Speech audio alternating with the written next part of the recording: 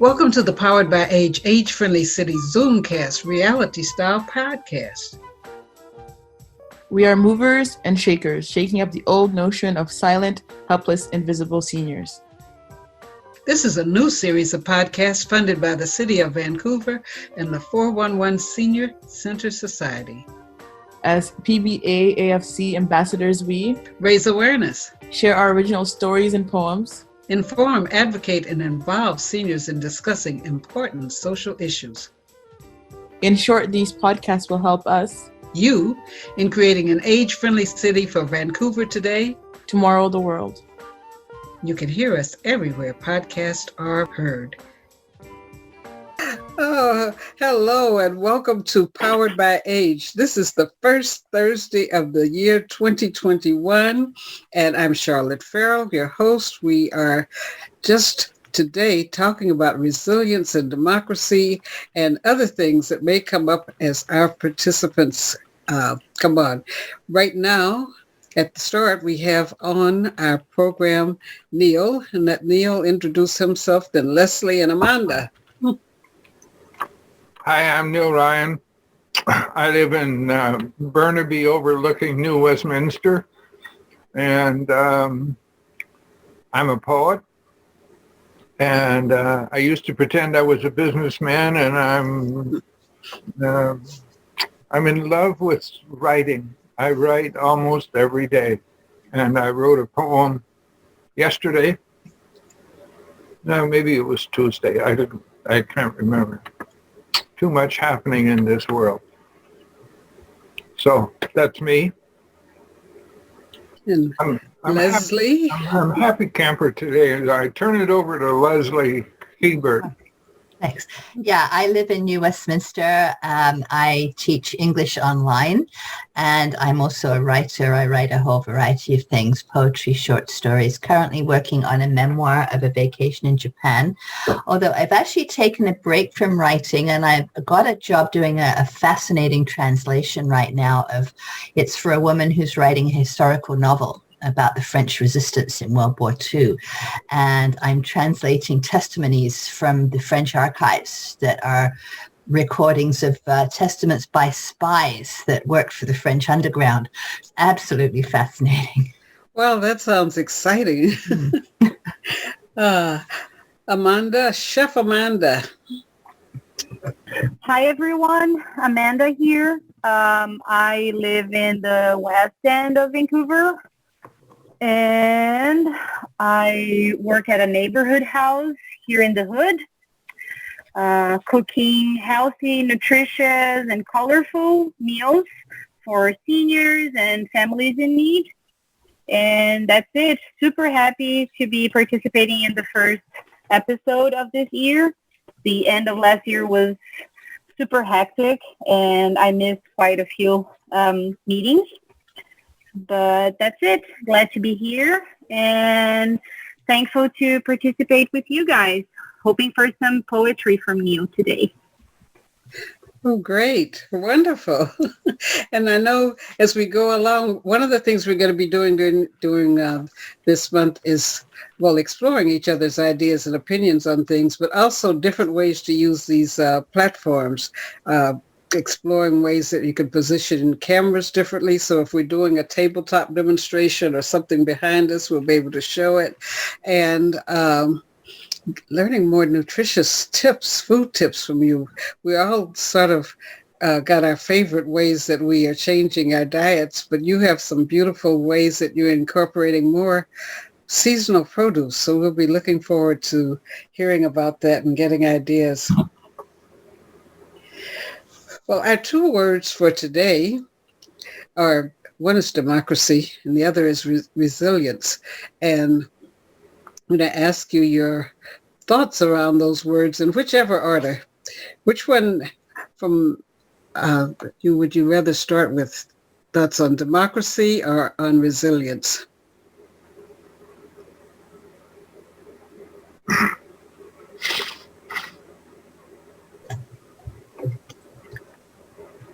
Actually, they're both very interesting questions. I think resiliency maybe has more of a wider application, but democracy seems to be more pertinent right now. So I'm not sure which one we should start with, actually.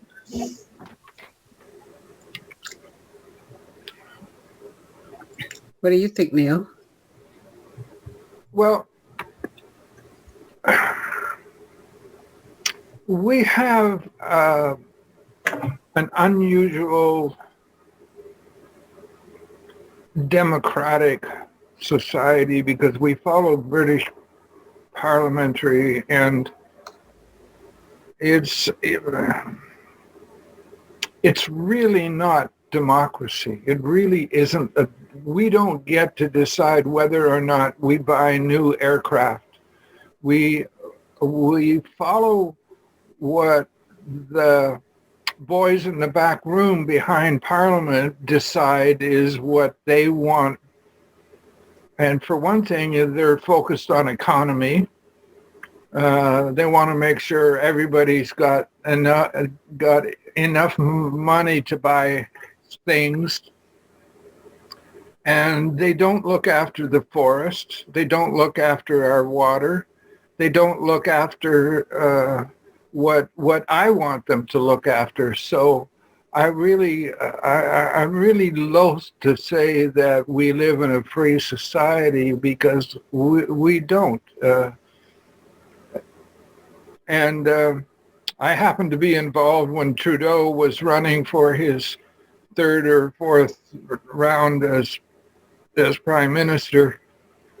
I liked him, and I was helping his parliamentary secretary, whose name at this very moment I can't remember, but I remember him saying is that we don't care about full economy. All we care about is that at least 95% of the people that want to work can get a job. And the focus of the parliament was, as I said, the backroom boys where the cigars are. I don't know how you get rid of that vested interest. And so we do the best we can with what we got. I think it was Churchill said, considering all the alternatives, this is the least worst that we can offer you. And even Britain is even worse than us because they got the House of Lords and that's a bloodline style of democracy, and so. But we do the best we can, and I think Canada should drop the Queen. I think we should become a republic and have the excitement that they had in the U.S. government yesterday. Good God. Heaven forbid. I'm joking. No, I think it comes down to basically to define what is democracy. I mean, is it every individual can do absolutely everything they want and everybody's absolutely free? And then at what point does it become your freedom? Your freedom is then going to impinge perhaps on another person's freedom. So, how do you control that? There have to be limits on freedom. And I appreciate what you're saying about the backroom boys, Neil, and I think that happens everywhere. But, really, if we didn't have an upper house, what would be different? I disagree with you about a constitutional monarchy. I think a constitutional monarchy is actually a much stabler form of government than a republic. For various philosophical reasons. But I don't think either one. They do say that actually in ancient Greece, democracy was a lottery, that and it was only male landholders that were involved in the government, but apparently they all put their name in a hat every so often and then just drew a few names, and the names that were picked were the ones that would be the government for the next couple of years or whatever. Which is a whole another system of democracy, right? Yeah. So what is it? What is democracy? Well, I think democracy kind of exists in people's heads because um, my father is a veteran of 4 wars. And yesterday I was thinking, there were so many people who died, lost limbs, lost their way of living, being sent abroad to enforce democracy in another place when there's so many holes in the concept of democracy in America. And so between my two hats of being a tax-paying person here in Canada and a tax-paying loyal person of America, I'm appalled by the weight and might, because a lot of times there's this picture of the weight and might of the United States, but also this image of it being, even the notion that it's the bedrock of democracy, is it the bedrock because of the mountains of weapons we have, or is it the bedrock because it adheres to some things that we say we hold these truths to be self-evident? But it is so self-evident that those truths are not held for everyone. So watching the horror of the Capitol being scaled by people smashing the windows, and the people inside then crying about our democracy, but it was in tatters. A lot of things were already not self-evident, and a person heading the country was allowed to just spew things that were undemocratic for years. And so it's like a huge illusion that's burst, where I think we have to really re-examine, what is this democracy all about anyhow? And how can we, of the countries that, particularly France, England,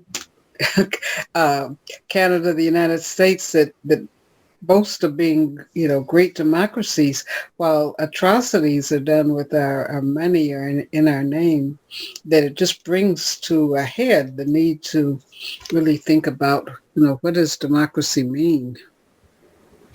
Yeah, and I think it's very obvious from what's been happening over the past 4 years that there are huge swaths of people in the US and probably many other modern countries as well that feel disenfranchised, that the system is not representing them. So I think one of the questions is how to fix the system. And where am I going with this? That can the system evolve? I mean, one of the strengths is the rule of law. And this is what, everybody talks about in, a modern, stable, democratic country, is that we go by the rule of law, not by, we don't follow any one personality, right? Right. So that the law is more important than the people that we voted in to uphold that law.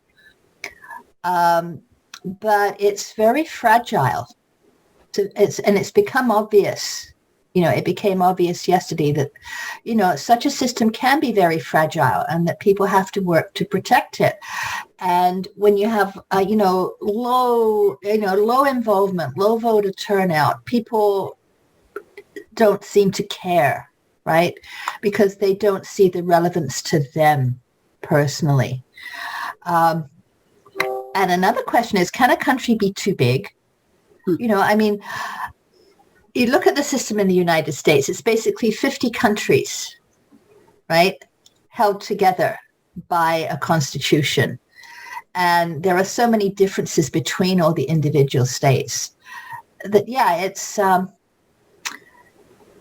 how do you hold this together? How do you guarantee that this system's going to last, right? And there are lots of vested interests. I think that's also the problem.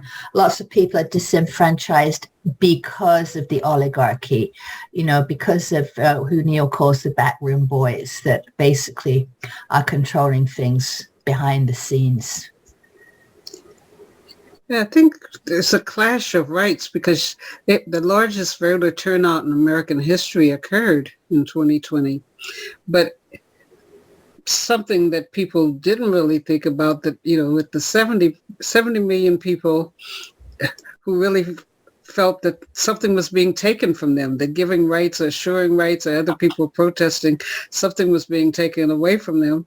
And then another 70 million who said we never got our piece of the pie or full whole. So there definitely needs to be conversations, I think, in each of these places, and each of the democracies, that something isn't working in the area of people being able to sit down and have a conversation about the difference in the ways that they interpret a word like happiness. Canadian Constitution with the word happiness. I challenged what do you call it? Children's Aid. Child Protective Services around the constitutional right to happiness, because my children did something terrible. I did give them a spanking. Most definitely, I didn't break their flesh or anything. But this, social worker or child agents came to my house, and she said, it is the opinion of the society that children should never have corporal punishment. And I thought, but, you take people's children away. You give them a brutal separation from their parents. You send children from the city to people in the country, rural areas, and awful things happen to a lot of children that are in foster care. So, they gave me this list of things that I had to say that I would do. And I agreed with all of them, except I challenged them on the constitutional right to happiness, because it was not and they backed down. They left me alone. But I thought knowing the Constitution, or even having discussions, because I think a lot of people aren't able to equally have their rights protected or get the juice out of a democratic society, because the laws, either they don't know the laws or the laws aren't applied equally. Yeah, well, the American Constitution actually is the pursuit of happiness, right? It doesn't actually guarantee that everybody has a right to happiness. No, when it was originally written, it said that, Black people were 3/4 or 4/5, weren't whole people. And so we weren't entitled to, the rights. The 13th Amendment to the Constitution. There's been a lot of challenges, and people who challenge this notion that it was such a democratic society, and at the same time it could allow people to still own people and still not give their rights to people, and have it built into the Constitution. So right now, all these constitutional challenges, it makes a mockery of some of the things that the founding fathers, hear people, as I talk about, our founding fathers, they treasured these and they mapped a path. I said, but the founding fathers mapped a path to hell as well. So it really brings to the top a need to have a lot of deep discussions and review of a constitution that's held as the holy grail or mark of democracy for a society. Yeah, and of course, Canada doesn't have anything enshrined that we would consider the right to happiness. It's much more of a legal document. It's not really so philosophical. But if you look at the American Constitution, was it life, liberty, and the pursuit of happiness? But you could say that, by not having national health care, you're denying people the right to life, right? Right, because I think Canada has a right under the UN Mandela. The right to health is in Canada's Mandela. It is not in the U.S. Mandela. And you would think that would be a benchmark of a big part of a democratic society, that everybody has a right to health, that insurance companies and access, having insurance would be the difference between whether you could be treated or not be treated.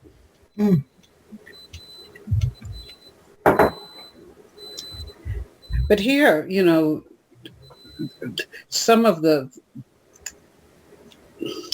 issues that still exist with the Indigenous people. We didn't start this program today giving honor to the land rights, that we acknowledge that we are on the unceded territories of the Squamish, Musqueam, and Tsleil-Waututh people.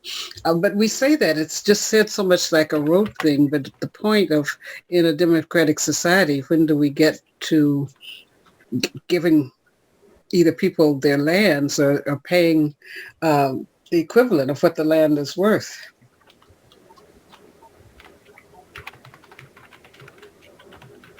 Mm-hmm. What I remember of the CNN was the black announcer that said those white people that assaulted the parliament, if they had been black, hundreds would be dead. Mm-hmm. Everybody would have been arrested, and they'd be lined up. The buses would be lined up to take them to prison. And there wasn't any such thing. And no, I mean, for hours they were just standing and waving for the people to go. All of those people should have been held for the theft. When they showed the congressional offices, people's stuff was scattered all over the place. They broke windows, and they let the people go without holding them to where the videos of them could be associated with specific things. They're saying, oh, they'll look at the film and they'll call the people back. They don't even know, exactly where people live. They might know where their social media comes from. But truly, with the Black Lives Matter protest, they came out with flash bombs and sticks and canes hitting unarmed demonstrators.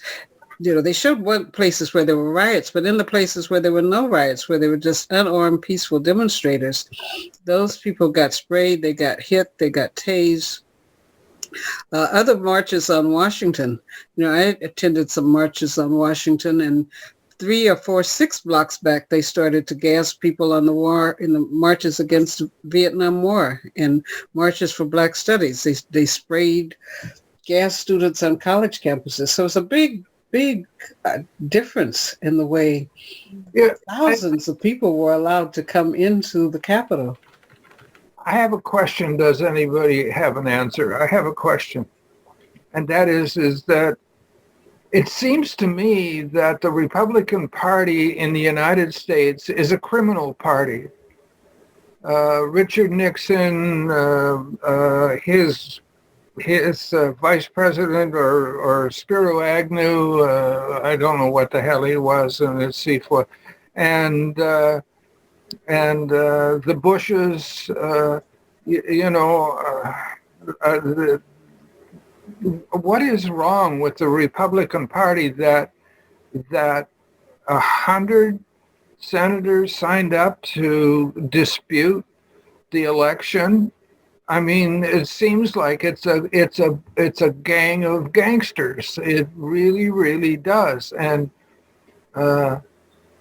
I would probably be ashamed if I knew my brother's vote. He was an American citizen. And I think he probably voted for Trump because he wouldn't. He told me quite point blank, I'd never vote for a black man, and I'd never vote for a woman. My redneck brother that's now deceased. But anyway.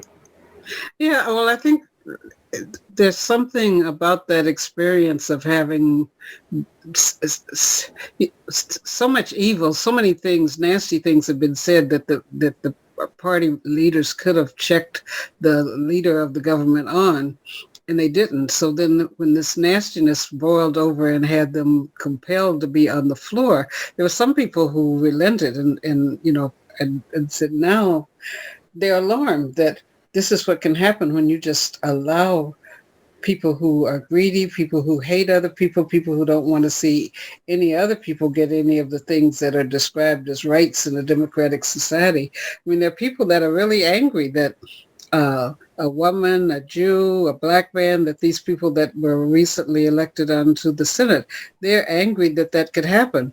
And they brought the Confederate flag in, but a lot of permission, a big difference when they talk about white privilege.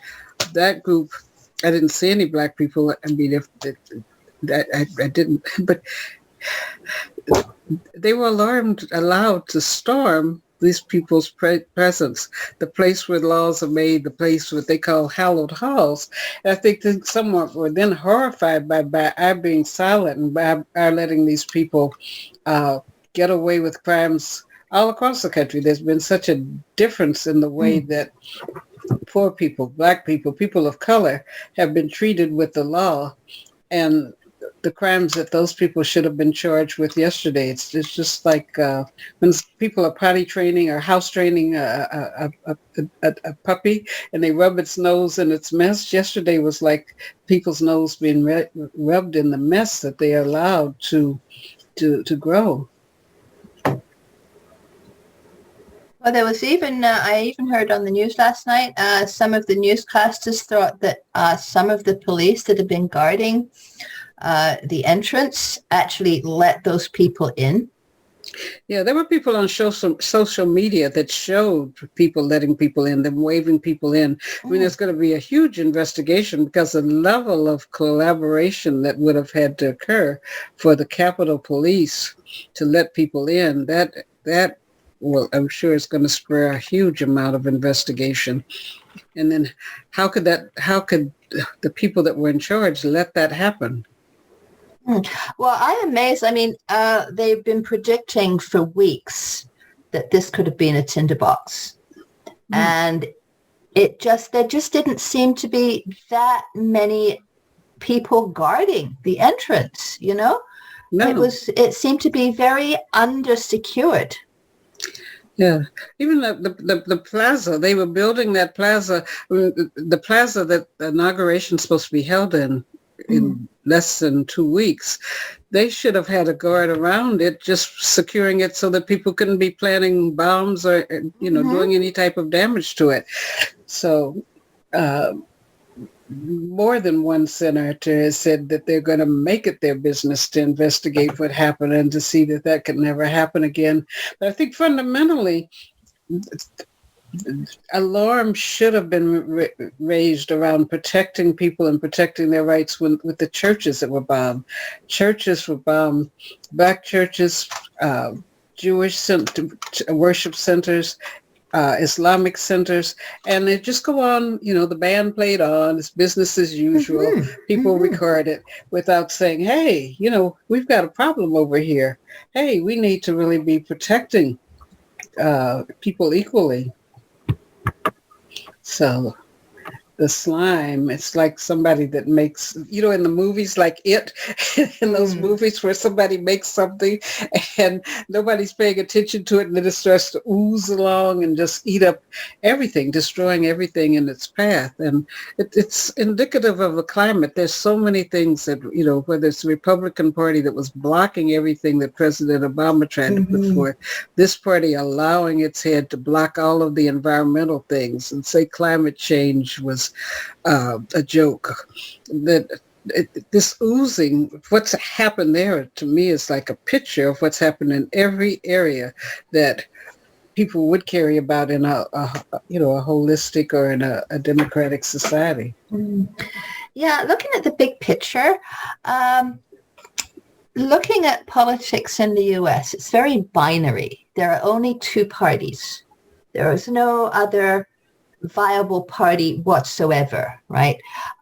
When I look at other countries, Canada has like 20 different political parties, and each party represents a different point of view. Now, when I look at the Republican Party and the Democratic Party, the Republican Party seems to be, there's at least two factions in there, right?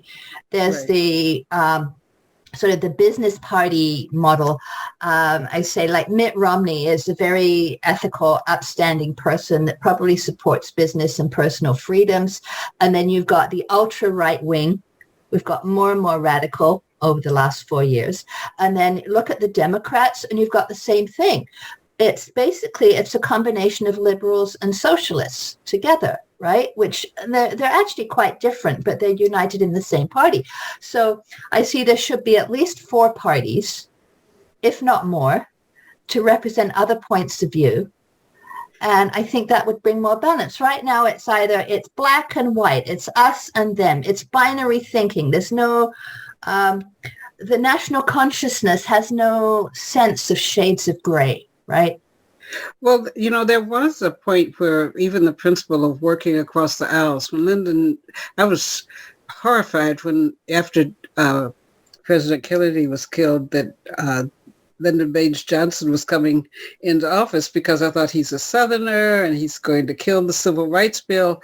But he knew how to work across the aisles, and working across the aisles and pressing buttons with people, he got the Civil Rights Bill, through, a Civil Rights Act through. And so there have been other times when people, worked across the aisles, but then it's just in these more, but the system itself should allow people from those other parties to keep their votes, keep their candidates. Like here, where you've got people keep a percentage of the number of votes they had. There, it's either all Democrat or Republican. So the Green Party didn't get to keep any of its votes. Any of those other parties didn't get to keep any of its votes. So I think there is a need for a discussion and serious national conferences, or seriously talk about, having a system more than just a two-party system, so that people from other interests aren't just considered radicals, of people that could be a Green Party, and that's their main thing, is to get pieces of legislation passed around the environment. But there is a history of multiple parties in the U.S. But you got to go back quite a ways. But there is a history of multiple parties in the U.S. It hasn't been since George Washington set the two parties up. No, it's been they've had a few machinations along the way. But I would like to get back to your original question of democracy.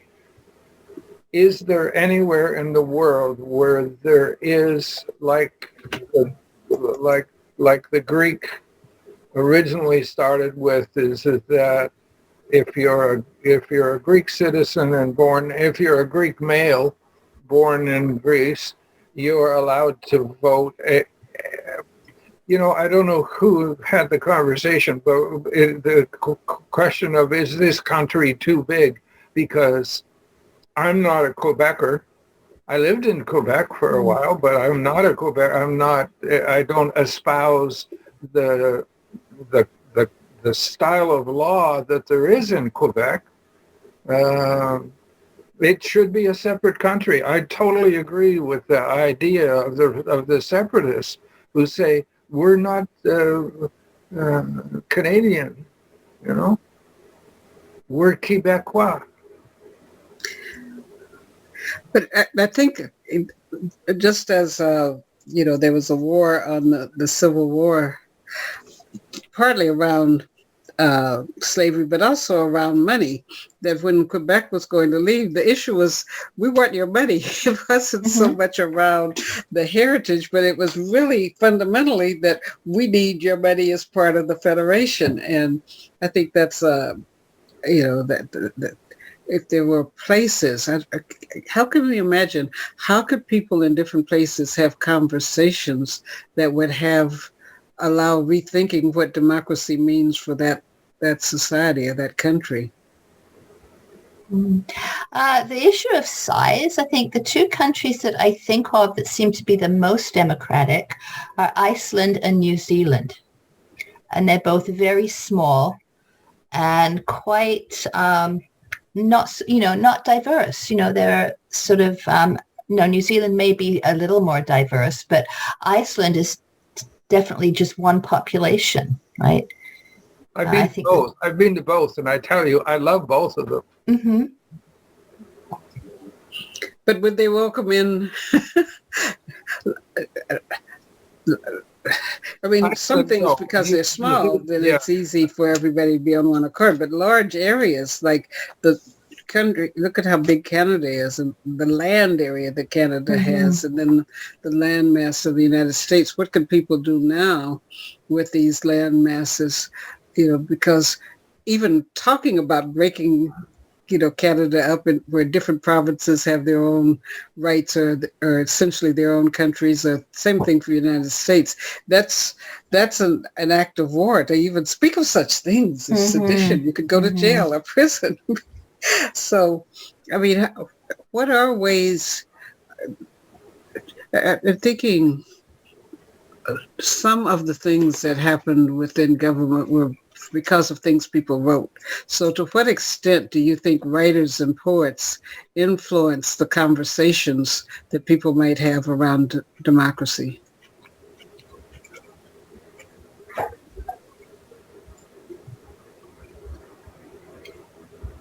Well, they can get into, the consciousness, right? They can basically take the temperature of the time, sense patterns, perhaps make predictions for the future. I don't know. A lot, there aren't that many creative writers that have been actually involved politically, but I think Robbie Burns was very much a Democrat.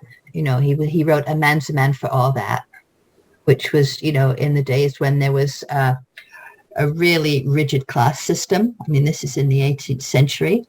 And, he's saying, a man is not, should not be judged by his birth. He should be judged by his character. And I think he's one of the first people to raise that idea. Mm-hmm.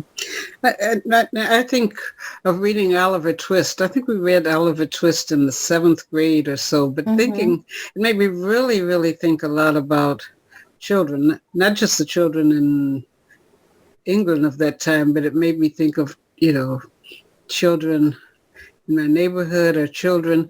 And I think that some of the things that people write influences them in what they decide that they might study for their career, what they decide they want to be, because possibly a lot of the people that read those books about inequity wanted or worked to try and have policies where there wouldn't be people that could have rooming houses full of children and get money for the children, but feed the children 9-day-old porridge. So many things in that book were so colorful. I still, they still fuel me now in thinking about, injustice of children's rights. So I think that that's one. We now have this huge mess, and from that mess, it's like the elephant. What bites. But it seems that I interviewed a person who talked about the power of the writer, and that it's always been writers and poets who were able to say things that got under people's skin, and if nothing else, generated discussion. Last night, when those people, all the different senators or House members who were recanting, particularly the ones who had planned to give an objection, they were quoting people. Lots of them were quoting philosophies of other people and thinking, wow, it at least makes people think that this isn't socialist, because some of the things that the conservatives accuse people of being socialist, these were old ideas or things that you found that former statesmen or former leaders had talked about. So how do you think, as a writer, how might we prod different kinds of conversations? Well, I think one thing that writers do is hold up a mirror. And I think, you talked about Dickens. I think that's one thing that Dickens did. He described his society, but he described parts of that society that most people in a position of authority tended to turn a blind eye to or ignore. So, they didn't care about the kids in the workhouses. They blamed the poor for being poor, because they were lazy and, irresponsible. And a lot of that thinking still goes on today. A lot of people still blame the poor for their poverty. And I don't think a lot's changed since Dickens' times. And, a lot of things that we read in Dickens still happening, right? Yeah, I think with foster care, I mean, some things have happened at the lower level, but when you hear the stories of people that have been in foster care talking about, 8, 9, why did you run away? Now that there's an epidemic of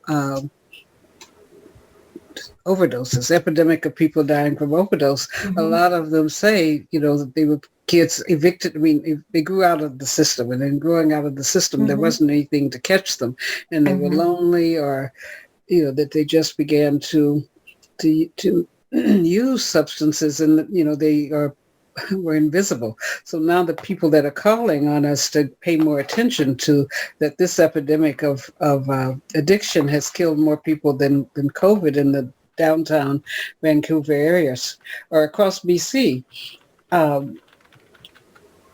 Their stories, their oral stories, I think are important. But I don't know if we're getting as much writing, that people are writing to the extent that kind of pierces people's hearts and makes them really motivated to make a change. I don't know if we're getting as much of that as has occurred in other decades. A lot of what passes for entertainment these days basically supports the existing system. A lot of formulaic scripts. I'm just thinking typically, the Hallmark Christmas movie, right? Yes. They support what is. They don't advocate for change in any way. They don't even show us any problems. They're all happy movies, right? And I think people want to be entertained. People don't want to see the dark side. People are in so much pain that they can't see what's going on. You have to love yourself in order to see the pain of humanity, because we've all been wounded, all of us. Well, now what is an interesting thing is that people were criticizing millennials and saying millennials weren't involved. They were just in Gen X, that they were so consumed with things because they had parents who either weren't able to give them things, or because they were moving up the ladder, had less time, so they gave stuff. But now we have the Centaur, whatever the name is, for the next group. This group that's 14, 15 now and leading climate change conferences, calling people to order. I mean, they totally in a day didn't ask for a permit, didn't agree to the terms of permit. They said we're gathering, and in a day they had to change the traffic routes in downtown, not only Vancouver, but other cities around the world, because they presented themselves and they presented their disgust and their demand that people change things so that they will have a world to live in, that they won't end up with air they can't breathe, or their cities being submerged in water. So I think there's something about, maybe if they're not in the written testimony, but the young lady who first started to appeal, it was through people hearing, the social media kids hearing about the cry and deciding that applied to them and self-appointing themselves to take action. Yeah, so maybe writers these days write blogs instead of novels. Different medium, perhaps. It's interesting because they say people are reading more than ever before. Especially in the young writers market. They had to hire new people in publication centers to handle the volume of demand for books, the hunger for books. And then Audible, Amazon always owned Audible, but first they were just recordings of books that people have written, the translation of the books over, a transformation over to written form. But now podcasts, a lot of people are listening to podcasts. People are feeling their right to put their voice out, to not wait until somebody dings them on the head and says, you can have a soundbite on our system. Thousands of podcasts, and podcasts are growing in revenue where people have subscriptions, people are paying for the subscription because people are increasingly wanting to have their voice heard. So that there's so many podcasts. Now Audible they've shifted their ad and they've said the books are the stories you like to hear, so that people don't have to think about, oh, I'm going to listen to somebody read a whole book. That there's a hunger for these stories. So I think there's hope in the hunger, and that's why I'm pressing people and trying to elicit their stories, because there are a lot of stories that people have, like Neil's story of growing up in a mining town. Who would think that somebody could have that as their past and yet be such a compassionate writer and not say, oh, the heck with children. I didn't have a nice childhood. I don't know. What do you think about that? About that now is the time for really eliciting stories, telling stories, getting stories out so that at whatever point they hit the heart of the consciousness of the mind, that, that they're there. I think it's interesting and very encouraging what you said about the fact that people are reading more these days. And I think this upcoming generation is much more aware of particularly environmental issues, because they're the ones that are going to have to deal with it. They're dealing with our mess, basically. And I think, if there is more reading, if there is more dialogue, and, everybody talks about the pros and cons of social media, that, it has its bad points, but it's also brought a lot of people together. And I think it's created a lot of awareness of things that people weren't aware of before. So, yeah, I think there's actually a lot of really positive things happening right now.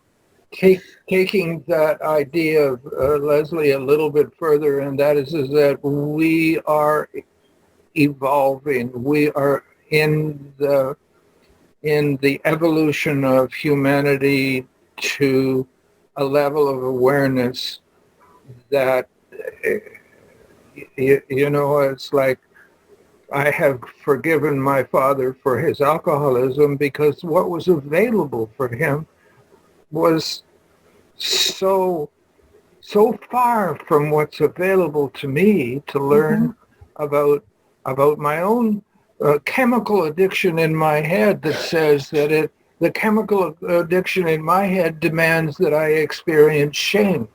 That's because that was my 3-year-old learned how to cope with the world.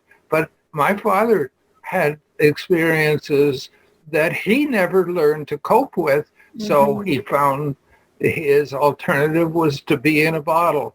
I choose to learn to love myself, because that's how we're evolving. I mean, I look at some of my poetry and one line from a poem called "Don't Look Away" is I crave love that I will not allow. I don't trust love, for it's only pain when it leaves, and it always leaves, and it always hurts. We're a wounded species.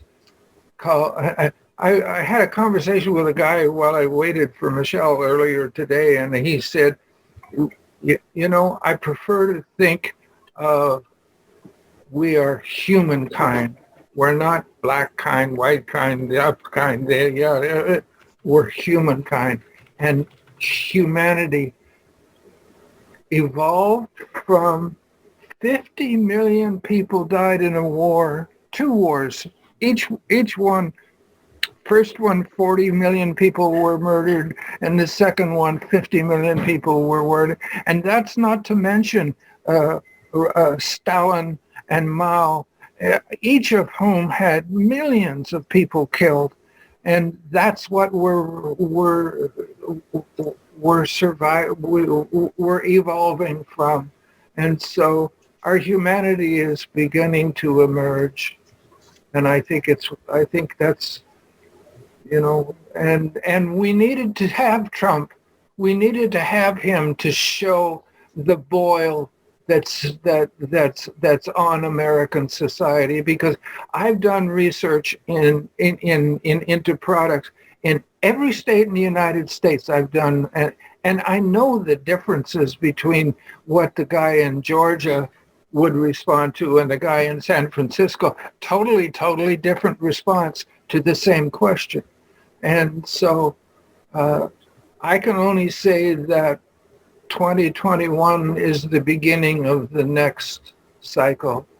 And I hope more people come out and learn to love. And that's what my book is about, is that I know your own teachings, Leslie, because you're such a good poetess, whatever the hell you we use non-sexist language these days. Never mind. No, I think this brings us back to Charlotte's other word for today, which was resilience. And we haven't spent any time on that. Mm-hmm. But I think where there's hope, there's resilience. You know, as long as we think that we can evolve, we can do better, that we can improve, right?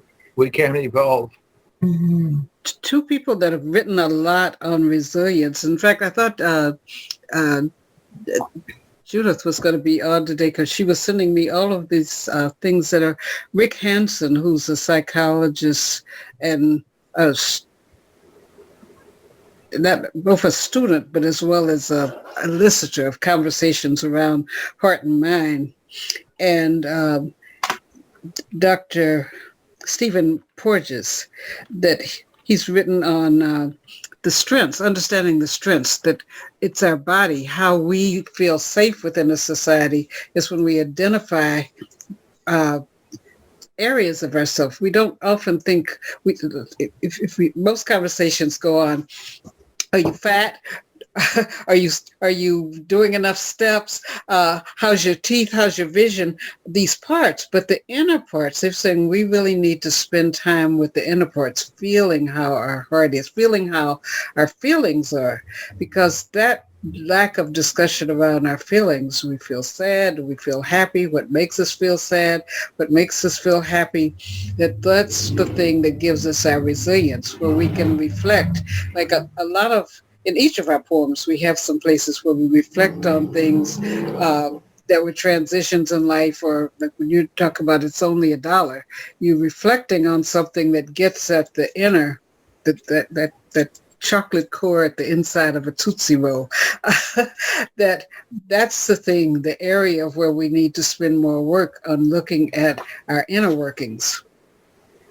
And that's where I think that, writing is crucial to this. It's about transformation, right? Mm-hmm. The best works, the best novels, the best movies, the best poems are about transformation, and they help other people to transform, I think. And that's my objective, is to keep transforming myself, and by doing so, I become a demonstration of how to be. Yeah, and then switching the point of locus, because in democracy, even in a democratic society, we've given over to a lot of other people our things for our innermost working, and instead of really thinking about how do I think about things. I interviewed some college students at Simon Fraser, and I was asking them, what did they think about the issues of the election? And they said, I don't get involved in politics. And I thought, that has nothing to do with thinking about the kind of world that you want, mm-hmm. thinking and scratching. And that is kind of a place where we have opportunity to redirect people, of asking, what do you think about that? Or if something is really angry, that you can rage on paper. Instead of going and breaking glass, you can get on a piece of paper and you can really write, scream, tear up something, and then you can burn the paper or turn it. But it's like having some ways. I think that's one of the things that we have that we could infect other people with, is getting stuff out, getting the feelings out. And pretty soon you may not, this Dr. Porges said, it's not around winning the Nobel Peace Prize. It's that you get to stuff, you can get to points where where you really are. Because as long as we're shifting along and we don't know, people say, I don't know how I feel about that. I'm not sure about that. That part of our journey is to get inside and see, how do we feel about different things? How do we feel about standing 6 feet apart? Questioning, did we need to be 10 feet apart, or would it work at 3? That part of democracy is being able to ask questions that further our progress, or further, what's my resistance? Why don't I want to wear a mask? Why am I willing to go down and argue with somebody at a store about having a mask? What's up with me? And I think that's kind of what we as speakers, writers, or teachers can probe people to ask within themselves, get to, why do you think that? Or how do you really feel? Because that's what they're saying, resilience. Our resilience is on really having these places where we know within our body how we feel about things. I think it's very sad that, these young people that are at university, these are the future leaders of society, right? That they don't want to get involved in politics. And I don't know if it's because politics has become so divisive, because I remember my parents would say, never talk about religion or politics. Right. But at the same point, they did have opinions. Right. Yes. They just didn't feel it was proper to share them in some instances. Well, I hope that the conversation that we have had today emanates out into the world and lets people think about how they feel about this or how they feel about that, because I'm learning more and more it's our feelings that drive our actions. It's not our actions that drive our feelings. So I have to go. It's gone 2:00 and I've got things that I must look after. So love you both. Well, wait, we're all going to go, so if you gotta go, you gotta go. But just imagine the places we go and the things we will see as we have this